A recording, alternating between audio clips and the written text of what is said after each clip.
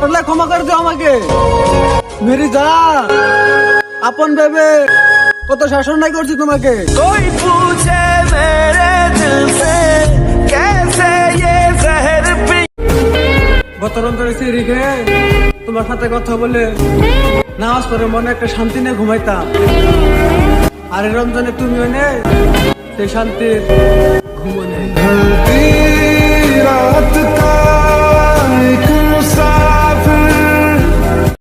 আমার শখের নারী, আমি তোমার মনের থেকে চাইছিলাম, তুমি আমার চাইলা না। আজকে এত খারাপ আছিলাম, আমি তোমার মনের মানুষ আনলাম না।